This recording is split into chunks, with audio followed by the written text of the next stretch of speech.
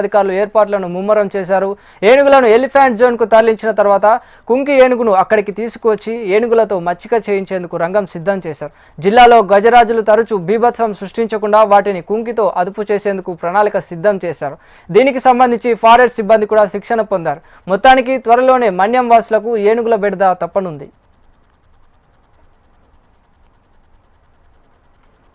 ఇదిలా ఉంటే జనవాసాల మధ్య ఏనుగుల జోన్ ఏర్పాటు చేయొద్దని డిమాండ్ చేస్తూ పలు గ్రామాల ప్రజలు కలెక్టరేట్ వద్ద ఆందోళనకు దిగారు. ప్రజా సంఘాల ఐక్య కార్యాచరణ కమిటీ ఆధ్వర్యంలో మండలంలోని పలు గ్రామాల ప్రజలు, ప్రజా సంఘాల నాయకులు, కార్యకర్తలతో ర్యాలీల ద్వారా నిరసన తెలిపారు. ఎలిఫెంట్ జోన్ ఏర్పాటును బాధిత గ్రామస్తులు వ్యతిరేకిస్తున్నారు.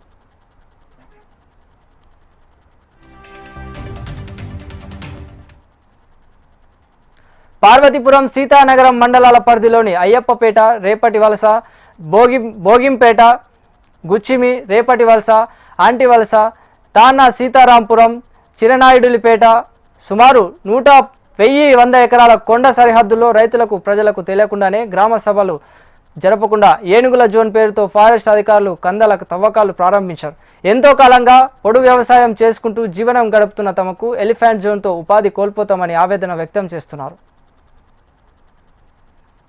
ఈ పనులను నిలుపుదల చేయాలని, ఏనుగుల జోన్ను పార్వతీపురం, మన్యం జిల్లా నడి బొడ్డున ఉన్న సీతానగరం మండలంలో పెట్టడం అంటే ఆయా మండలాలు, జిల్లా ప్రజల ప్రాణాలతో చెలగాటడాడమేనని స్థానిక ప్రజలు విమర్శిస్తున్నారు. ఈ ప్రాంతంలో కందకాలు, ట్రెంచ్ కటింగ్లు చేపట్టడం వల్ల గిరిజనులు, దళితులు, పేదలు గత 50 ఏళ్ల నుంచి పెంచుకున్న జీడి, మామిడి తోటలు, భూములు నాశనమవుతున్నాయని ఆందోళన చెందుతున్నారు. ఏనుగుల సమస్య చాలా తీవ్రంగా ఉంది. ఇప్పటికే 13 మందిని చంపేసాయి. వేలాది ఎకరాలు భూముల్లో పంటని ధ్వంసం చేసాయి. ఈరోజు రాత్రిపూట ఎటు వెళ్ళాలన్నా కూడా కొన్ని గ్రామాల్లో ప్రజలకి భయంగా ఉంది, ప్యానిక్గా ఉంది. ఇంత సీరియస్ సమస్యని ఈరోజు వరకు కూడా గవర్నమెంట్ ట్యాకిల్ చేయలేదు. గవర్నమెంట్ ఏదైనా కానీ ఎవరు బాధ్యత వహించలేదు. ఇప్పటికైనా పవన్ కళ్యాణ్ గారు కుంకి ఏనుగుని తీసుకొచ్చి ఈ ఏనుగులను తరలిస్తామని చెప్పేసి ప్రకటన చేశారు.